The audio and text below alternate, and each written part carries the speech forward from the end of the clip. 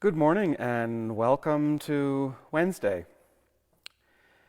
Well, Dr. Fauci testified yesterday that cases were 40,000 per day, that they could go as high as 100,000 per day. And so this pandemic isn't going away anytime soon, as much as anyone might wish. We see cases in Texas, Florida, Arizona exploding, and so Colorado has wisely decided to, before things get even worse, to close bars and gathering places such as that to try to slow the spread. And obviously one of the implications of that is also in gatherings such as churches.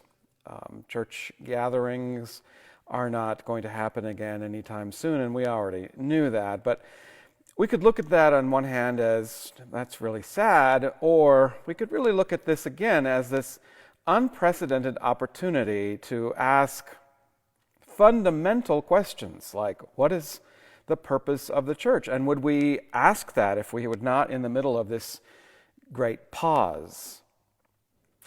So I asked the question last week, what is the purpose of the church? And I've been asking folks, especially those who have been participating with us online, what brings them to our church?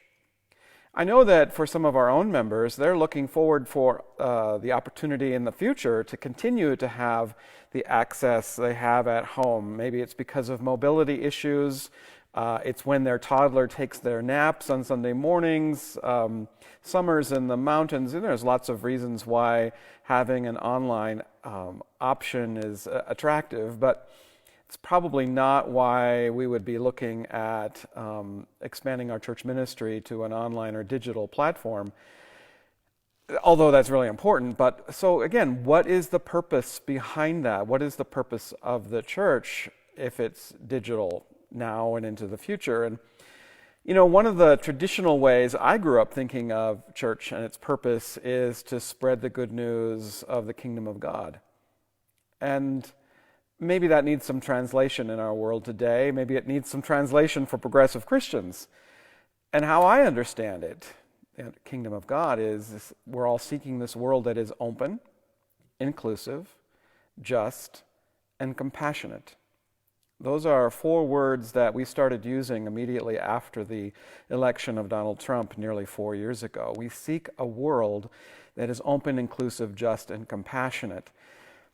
And isn't that why we would have digital church as well, is to help people participate in that vision, to help people understand our calling as disciples of the one who taught the kingdom of God, the open, inclusive, just, and compassionate world he taught.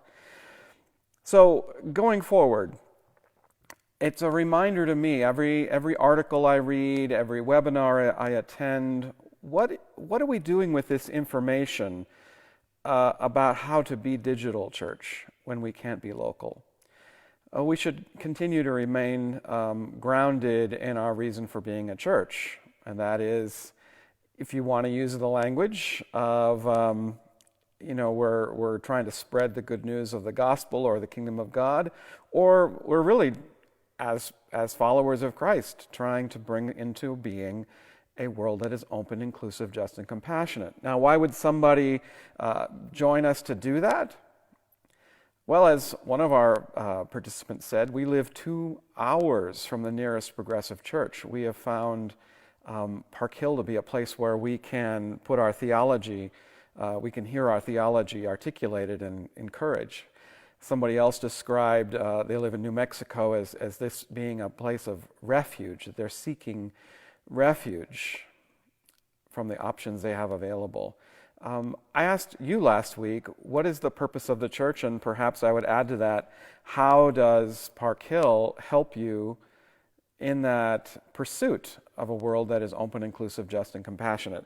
So I'm kind of talking and blabbering this morning a little bit because I'm working on a sermon that is exactly about what is our purpose behind this Park Hill 2.0 as we've been describing it.